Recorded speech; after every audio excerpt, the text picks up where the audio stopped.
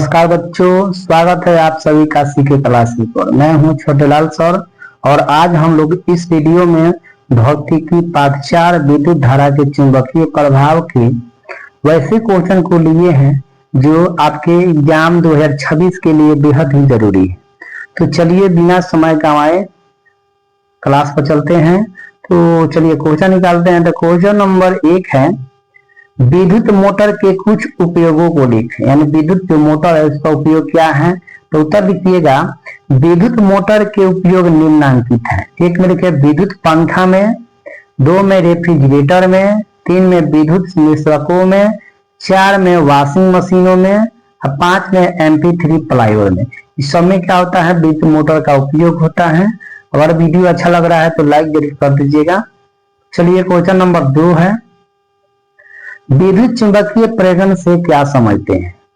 तो क्वेश्चन आ गया एग्जाम में, तो कैसे लिखिएगा। तो उत्तर लिखिएगा, वह प्रक्रम जिसके द्वारा किसी चालक के परिवर्तित चुंबकीय क्षेत्र के कारण अन्य चालक में विद्युत धारा प्रेरित होती है, विद्युत चुंबकीय प्रेरण कहलाता है। ठीक है।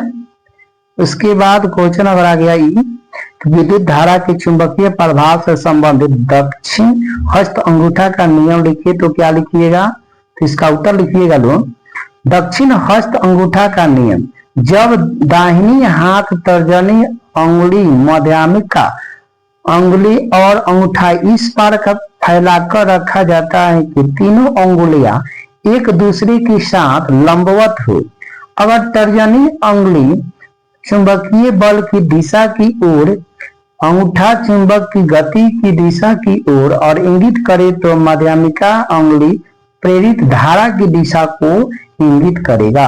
तो ऐसे लिख दीजिएगा लोग। चलिए अब देखिए क्वेश्चन है, चुंबकत्व की असली पहचान क्या है। अगर यह क्वेश्चन आ गया तो किस तरह लिखिएगा। तो आपको लिखना है, चुंबकत्व में सजातीय ध्रुव के बीच प्रतिकर्षण और विजातीय ध्रुव के बीच आकर्षण उत्पन्न होता है। 2 लोहे के टुकड़े लिए जाएं और इनके एक छोर दूसरे छोर से सटाने पर अगर प्रतिकर्षित होता है तो दोनों लोहे के टुकड़े चुंबक होंगे। ठीक है, ऐसे लिखिएगा लोग। अब देखिए क्वेश्चन है, विद्युत फ्यूज क्या है, यह किस मिश्र धातु का बना होता है। तो उत्तर लिखना है, विद्युत परिपथों के लिए फ्यूज तार का उपयोग होता है। यह अति भारण अथवा लघु पतन के कारण उत्पन्न उच्च विद्युत धारा के बहने पर यह गल जाता है तथा सुरक्षा प्रदान करता है। फ्यूज तार तांबे तथा टीन के मिश्र धातु से बना होता है। तो ऐसे लिखिएगा इसका उत्तर। अब आ गया क्वेश्चन, मतलब विद्युत चुंबक के चुंबकत्व की तीव्रता किन किन बातों को निर्भर करता है। तो इसका उत्तर लिखिएगा, विद्युत चुंबक के चुंबकत्व की तीव्रता निम्नलिखित बातों पर निर्भर करता है। 1 नंबर, परिनालिका के फेरों की संख्या, फेरों की संख्या बढ़ने से चुंबकत्व की तीव्रता। बी में है, समानुपाती ढंग से बढ़ती है, अर्थात बी समानुपाती n। 2 में है, धारा का मान माइनस धारा का मान।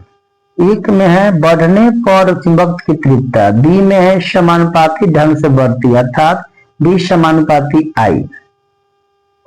3 में है, क्रोड की प्रकृति पर परिनालिका के अंदर नरम लोहे का व्यवहार करने पर अधिक शक्तिशाली चुंबकत्व बनता है, लेकिन इस्पात के व्यवहार करने पर कम शक्तिशाली चुंबक बनता है। ठीक है।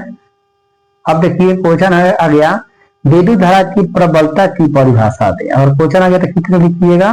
तो आपको लिखना है, किसी चालक तार से प्रति सेकंड बहने वाली आवेश को विद्युत धारा की प्रबलता कही जाती है। I बराबर Q/T। ठीक है। उसके बाद क्वेश्चन है, चुंबक किसे कहते हैं। तो उत्तर लिखना है, वे पदार्थ चुंबक कहे जाते हैं जो चुंबकीय पदार्थ को अपनी ओर आकर्षित करता है। इसे स्वतंत्रता पूर्वक वायु में लटकाने पर उत्तर दक्षिण दिशा को इंगित करता है। इसमें उत्तर और दक्षिण दो ध्रुव होते हैं। ठीक है। अब क्वेश्चन है, चुंबकीय क्षेत्र रेखाएं एक दूसरे को परिच्छेद क्यों नहीं करती हैं?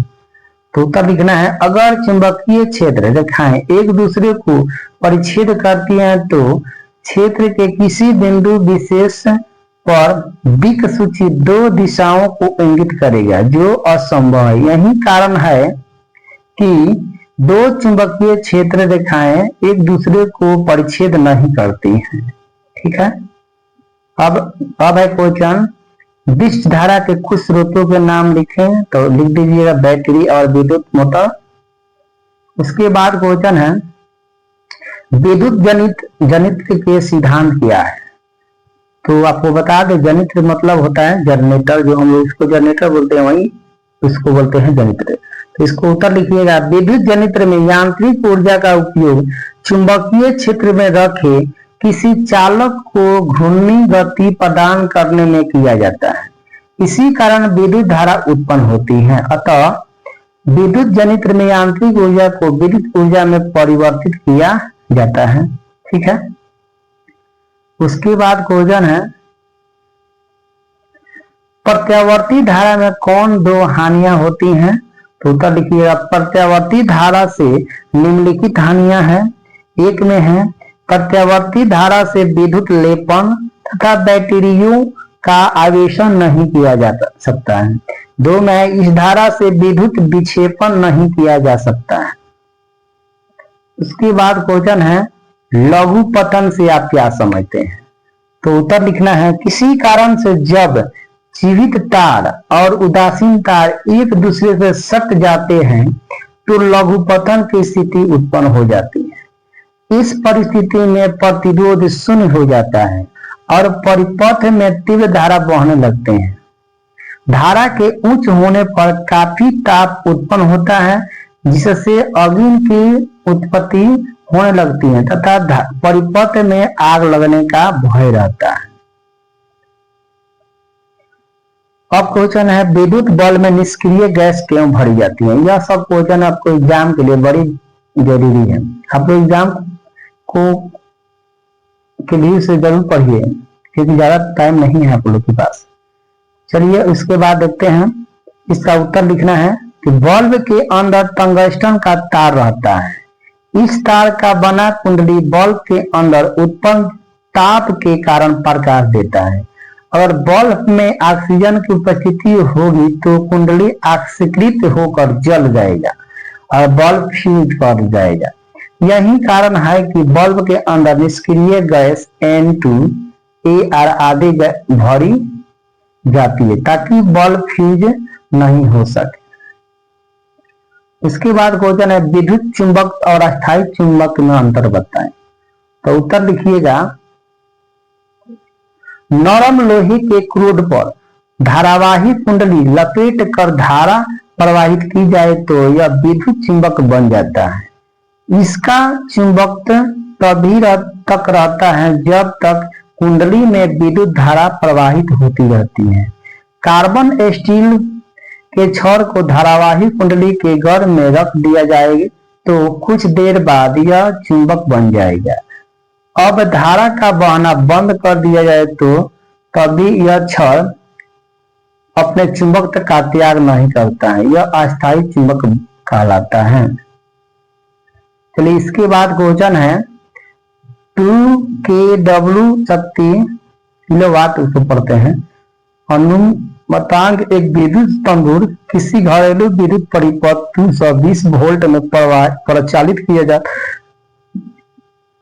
है। इसका विद्युत धारा अनुमानतः 5 एम्पियर है। इससे आप किस परिणाम की अपेक्षा करते हैं, स्पष्ट कीजिए। तो देखिए यहाँ पर दिया है P बराबर 2 किलोवाट बराबर, इसको वाट ले लिए तो क्या हो जाएगा, 2000 वाट हो जाएगा।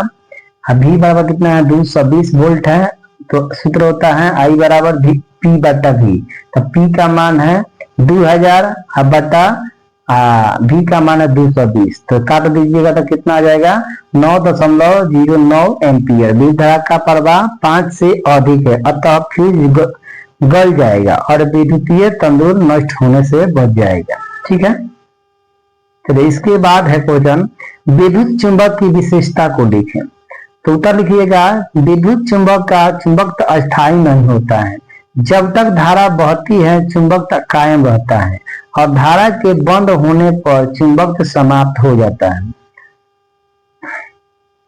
दो में है, विद्युत चुंबक के एक छोर पर उत्तरी ध्रुव और दूसरे छोर पर दक्षिणी ध्रुव पैदा हो जाते हैं। धारा की दिशा उलटने पर ध्रुवों की स्थिति बदल जाती है। 3 में लिखिएगा, विद्युत चुंबक के चुंबकत्व की तीव्रता परिनालिका में फेरों की संख्या, धारा के मान तथा क्रोध की प्रकृति पर निर्भर करता है। उसके बाद क्वेश्चन है, चुंबकीय क्षेत्र को उत्पन्न करने वाले 3 तरीकों की सूची बनाइए। तो 1 में लिखिएगा प्राकृतिक एवं कृत्रिम चुंबक, 2 में लिखिएगा विद्युत चुंबक, 3 में लिखिएगा एक चालक, एक कुंडली एवं एक परिनालिका जिससे विद्युत धारा प्रवाहित होती है। चलिए इसके बाद क्वेश्चन है, फ्यूज के तार के 3 प्रमुख विशेषताएं क्या है।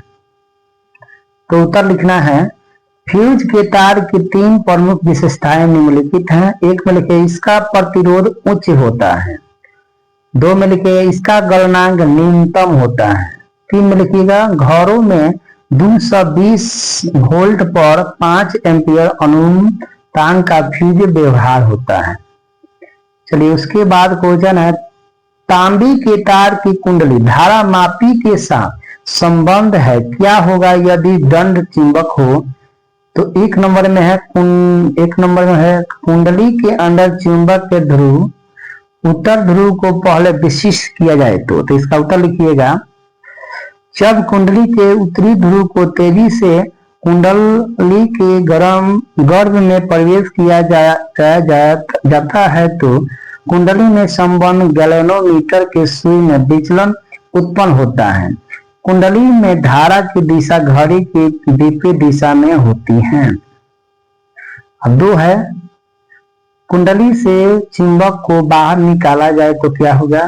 तो इसका उत्तर लिखिएगा, जब चुंबक को कुंडली से बाहर तेजी से निकाला जाए तो गैल्वेनोमीटर की सुई में विचलन विपरीत दिशा में होगी।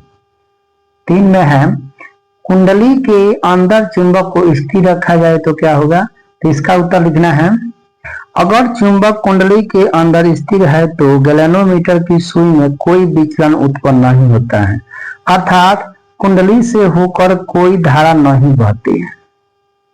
तो चलिए इस वीडियो का सबसे लास्ट क्वेश्चन था, तो आप लोग कमेंट में अपना अपना राय जरूर बताएं और अगर वीडियो को अभी तक लाइक नहीं किए तो लाइक जरूर कर दीजिएगा, अगर चैनल को सब्सक्राइब नहीं है सब्सक्राइब जरूर कर दीजिएगा। तो थैंक यू मेरा वीडियो देखने के लिए।